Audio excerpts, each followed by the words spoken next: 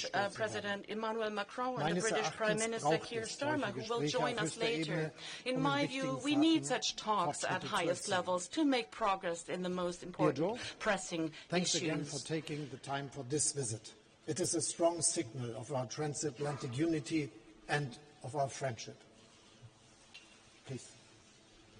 Well, Chancellor Olaf, it's great to see you again, and I do apologize for having to cancel first time around, but we did have a crisis in our southeastern border with hurricanes and tornadoes. But we're here because Germany is my country's closest and most important of allies. When Putin launched his brutal invasion of Ukraine, you reminded us all why this alliance is so essential. Under your leadership, Chancellor, Germany rose to meet the moment.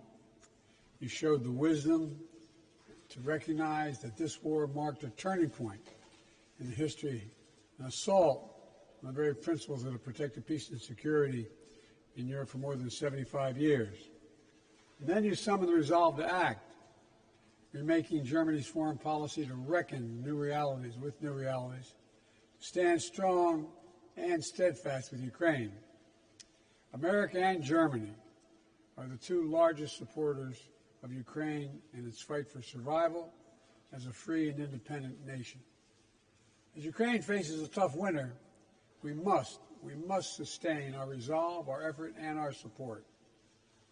And I know the cost is heavy, but make no mistake, it pales in comparison to the cost of living in a world where aggression prevails, where large states attack and bully smaller ones, simply because they can. Today, the Chancellor and I are going to discuss ongoing efforts to surge support to Ukraine's military, to shore up Ukraine's civilian energy infrastructure, which is under constant assault and bombardment from Russia, and to help Ukraine recover by unlocking the value of frozen Russian assets.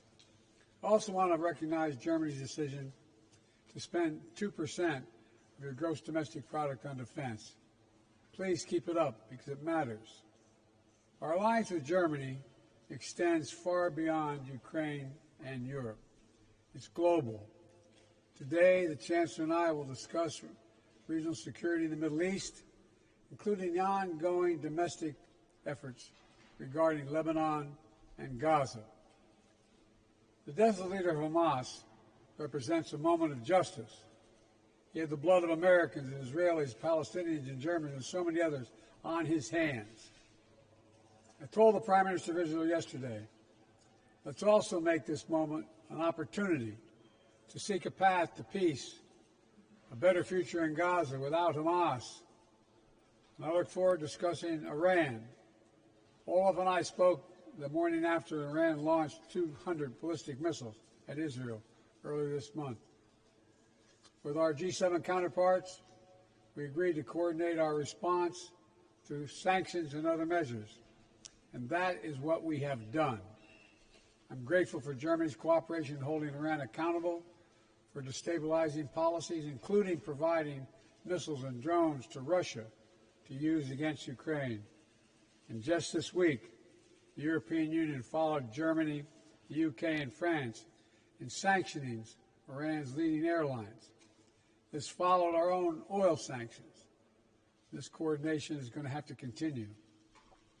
I also want to thank Germany for standing firm against the vicious surge of anti-Semitism, hatred, and extremism we're witnessing today, some of it fueled by foreign misinformation.